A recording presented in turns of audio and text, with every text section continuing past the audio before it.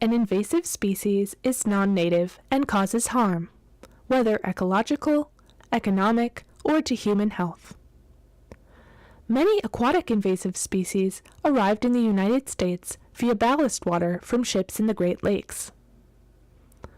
Once here, they often spread to inland lakes by hitching a ride to boats or other aquatic recreational equipment. By learning to identify some of the aquatic invasive species in Lake County, as well as the ways we can prevent their spread, you can help ensure that our lakes remain beautiful and support native communities for years to come. The spiny water flea is a small planktonic crustacean originally from Europe and Asia. It hitched a ride to North America in ship's ballast water and was first identified in Lake Superior in 1987. Within 3 years, it had made its way to inland lakes. There are a number of lakes in Lake County that are infested with spiny water flea, including Fall, Basswood, Crooked, Newton, and Swamp. Spiny water flea causes harm by impacting the food chain of a lake. They consume Daphnia and other native zooplankton, creating dramatic declines in the populations of those species. This has a negative impact on native fish populations that rely on Daphnia and other zooplankton for their diet.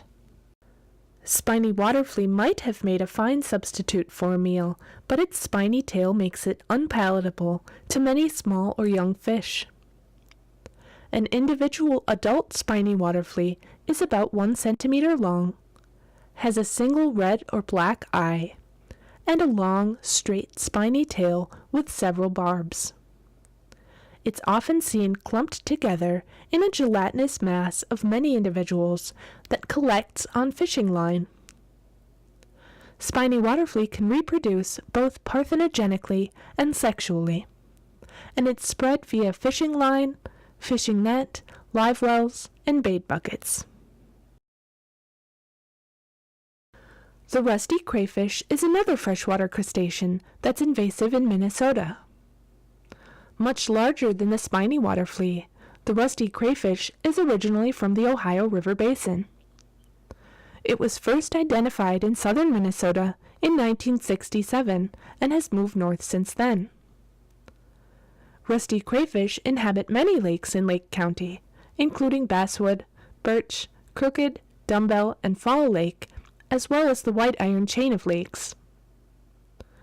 The rusty crayfish is aggressive and can displace many native crayfish species. It also cuts down aquatic vegetation, including wild rice, damaging aquatic plant communities. Furthermore, rusty crayfish have been found to have a negative impact on populations of native fish and invertebrates. Rusty crayfish can be difficult to identify. Adults are 3 to 5 inches long. They often have rusty patches on the sides of their carapace. Their claws are sturdier than those of native crayfish, and the tips may be orange with a black band. Rusty crayfish are spread by human activities. They may be sold as bait in other states and then used in Minnesota by out-of-state fishermen and women. Schools may also use rusty crayfish in biological science classes. When the study unit is over, it's possible that kind-hearted teachers or students may release crayfish into the wild rather than dispose of them. There are treatments available for some aquatic invasive species, although they can be very expensive and have varying success. For the most part, once a lake or stream becomes infested with an aquatic invasive species, that species is there to stay. The best way to manage the problem is by preventing the spread.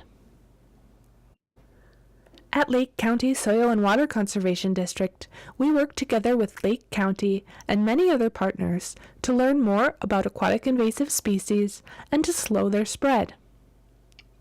Our programs include extensive lake surveys throughout the county, boat inspections from fishing opener through mid-October, rusty crayfish trapping, plankton monitoring, and numerous educational and outreach activities. There are many steps that you can take to prevent the spread of aquatic invasive species.